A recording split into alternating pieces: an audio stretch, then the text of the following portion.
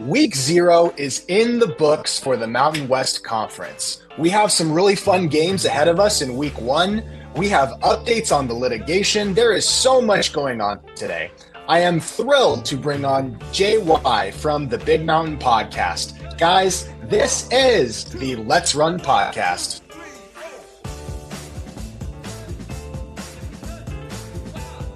Everybody, welcome to the show today. Grateful to have you. Grateful to have our guests on. It's JY. Thanks for coming on, my man. Good to talk to you. How you feeling? I'm feeling great. So excited. College football is finally back. So excited. We saw some Mountain West teams here in Week 0, but what a stacked lineup we have here for Week 1. I am so excited for this. I'm actually heading to the Wyoming-Akron game Thursday night. I'll be there in person. So great way to start off the season. Well, Wyoming's definitely one of the things that I want to talk to you about. I guess the first question that I would have for you is, obviously we had just Hawaii, UNLV, and Fresno State in Week 0. What would you say are kind of and I guess before I get into all this, I should say, everybody, please make sure you're subscribed to the Big Mountain. I think this is an excellent channel that does excellent work with great dudes that cover the Mountain West, the Big Ten, and I hope that you're also subscribed to this channel. Please like this video, all the good stuff. So let's talk about Week 0. Kind of what were your biggest takeaways, and how do you feel about where the conference stands heading into Week 1? Yeah, I would say 2 of the 3 games really weren't much of a surprise for me, those being the Fresno game and the Hawaii game. And honestly, the Hawaii game, yes, it was a walk-off field goal to end it, but Hawaii could have easily won that game like 31-10 or something. And they had that fluke fair catch at a 1-yard line, which I'm not sure why the dude did that. And then the fumble into the end zone. They're down 10-0 to start, kind of gifted them some points. But Alejado there just took over. I've been telling people about that passing game. You saw some of it. Of course, he got hobbled then early on in the second half. And I think if he wouldn't have had that ankle injury, I think Hawaii blows through Stanford in that second half. It was only close because of the injury, the mobility issues of the quarterback there. But, walk-off field goal there for the Rainbows. I had picked them to cover the 2.5. They do so. Yes, I understand Stanford, very massively down season for them. But, hey, anytime we can get a Mountain West team in Week 0 beating a Power 4 team, I don't care who they are, it's something to celebrate. And I'm excited for this Hawaii team. So massive win there for them. The Fresno game, I wasn't surprised by that game. I figured it was going to be a tough test there. Kansas's offense with Daniels at quarterback, very strong. UNLV knows all about that offense from a year ago. So again, that wasn't a surprise. And I've tried to tell Bulldog fans, don't put a whole lot of stock into that game. I will say the Week 1 game, home versus Georgia Southern, is going to be a very interesting game. That spread's only 1.5. I'm really anxious for that game in Week 1. But then you had your UNLV game, right? That was the biggest surprise, I guess, of the weekend. And for me, my biggest question coming into the season was the defense. I knew the Rebels' offense was going to be able to put up points, and they will put up points throughout the entire season. So that wasn't a surprise. But yikers, the defense, they got some work to do, some adjustments to make. I'm not saying it's, I'm not going crazy and, oh, crap, they're going to be 6-6. I don't think it's anything like that. But, they got some work to do. So I wouldn't say it was overly surprising the way they played. I think the score at the end of the game was fairly surprising that it was that close. But again, they got the win, move on to Week 1. Another really good game I'm interested in as they travel down to Sam Houston State.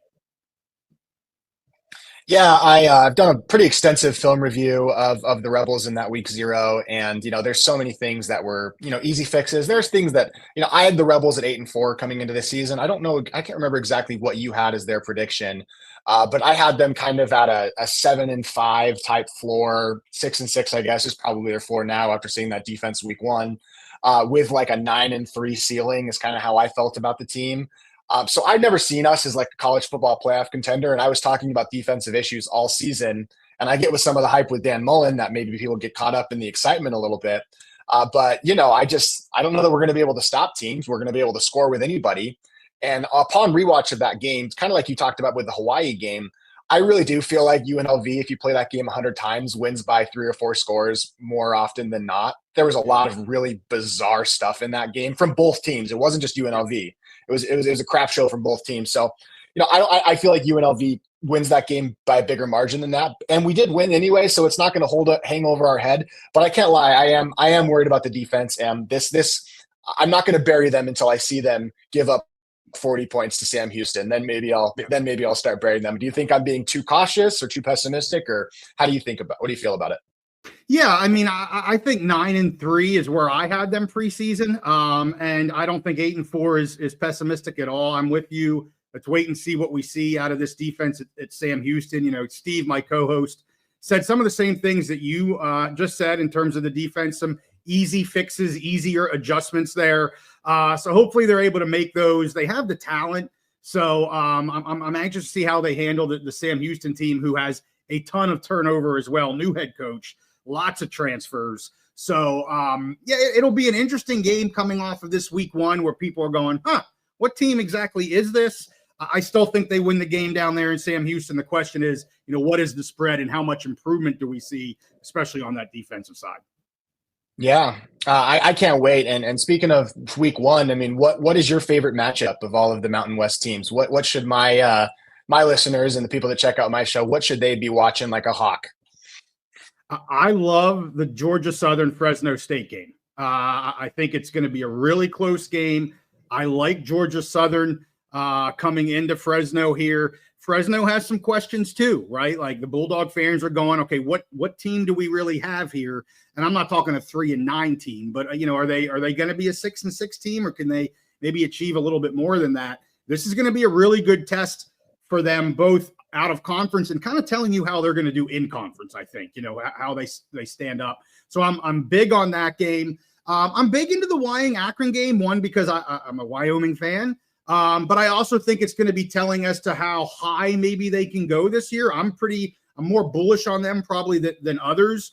I expect them to come and take it to Akron pretty good. If this is a walk-off field goal game and they look kind of questionable, I'm going to have to redo some of my thoughts, I think, on the Cowboys. So I'm looking forward to that game. Of course, you've got some of these kind of interesting matchups, the UNM versus Michigan, and just kind of these mismatches, the Nevada versus the Penn State, and that kind of stuff. So it's not going to tell us a whole lot about those teams. But another one that we have here early on, the Boise versus USF game. Massive game for Boise State. I think this is a potential catch game coming out of week 1. USF is not to be messed with. And, I have Boise going to the CFP, but this is a very difficult test for them here in week 1. So those are kind of the 3 that I'm really interested in. All right. So the last topic I wanted to talk to you about, and this is kind of we won't go into too much detail here because there's been some sparks flying. I don't know if you saw the Canzano article that he wrote about Las Vegas, which was, I thought, a disgusting hit job, especially the part where he talked about our economy not being good. If you want to piss off people in Las Vegas, do not go after the Strip, because that is the economy and the lifeblood of our entire state. But I guess, from my perspective, I don't expect, although I do feel like the motion for defamation, that part of the claim should probably be dismissed. From what I've read, and I've talked to a couple other people, they've kind of maybe said, I don't know if there's enough there to dismiss it. I don't expect any of these things to be dismissed in their early September hearings, and I don't think that that's indicative. There's going to be some people making victory laps when those motions to dismiss aren't granted, right. But I don't think that that's indicative of anything. I don't really think it's that important. I think the Mountain West is pretty locked, and the Pac-12 is pretty locked, and they're not going to be, pushed around by negotiating tactics. And that motion to dismiss thing, doesn't mean there's a case. It just means that maybe there should be discovery. So I don't know. Do you feel the same way?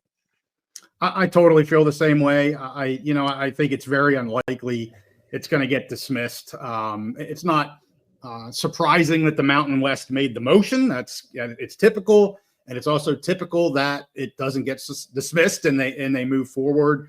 I do think that the anti-trade portions of that, and I'm not a lawyer. I don't claim to be a lawyer, but I do believe those are less likely to hold water than kind of that fourth count in terms of the cost of or the amount of the poaching penalty. And I think that's really where you won't see a dismissal regarding that count.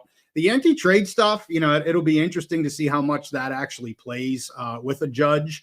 I could definitely see that going either way, but I think being that the amount that they're talking about here, and what is that tied to in terms of a loss, I just don't see that. That has to be heard, in my opinion, for both sides. So I'm with you, and I just have to say it's a little ironic if Canzano is doing a hit job on Las Vegas, considering I think he was the biggest cheerleader for UNLV going to the PAC for about 6 months there. So a little ironic now that maybe his tune has changed, but hey, that's how things seem to happen on the socials.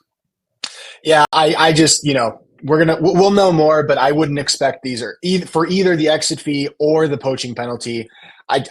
Even though I do think that oh my gosh, the fraud claim against Gloria, I think is just ridiculous. But I really do. And listen, like, I think that there's things that you can argue about poaching penalties. I think that you can dive into whether all of the processes were fairly followed in terms of excluding Mountain West members. I think the Mountain West can also make some claims about, hey, you're meeting with other people, you're negotiating against us, you're recruiting our members. Why are we supposed to let you in our board meetings? But I do think that both sides can make arguments in those cases, and so for that reason, I think the cases will go forward, and I think if that Canzano article didn't make it clear, the bridges are burned in Vegas between you find yourself somebody that hates Pac-12 leadership like Eric Harper. And I'm excited though. I'm glad that we're talking football, and I'm sucks that we still have to talk about these lawsuits in the background, but I am really excited for this season. I'm excited to see what the Mountain West does, and I'm really hopeful that teams remaining in the Mountain West have strong seasons. And so, yeah, I appreciate you coming on. Any closing thoughts for the audience? The only thing I'll say is two really interesting week 1 games. We have a departing Mountain West team going against an incoming Mountain West team. That's the UTEP Utah State game. And then we also have that with what's the other game? Oh, later on we have NIU San Diego State, that's right? Later on. Sorry, there's one in week 1. I think the other's in week 4 or 5 maybe. So 2 interesting games to watch here as we kind of have this realignment happening with the Mountain West. But hey, appreciate you having me on. Yeah, thank you so much. I apologize. There's going to be some weird editing in this, and so I apologize for all the listeners about maybe some of the technical problems. I'm pretty sure those are all my fault. But guys, please make sure you subscribe to the Big Mountain, subscribe to the Let's Run podcast. We'll talk soon, and let's run.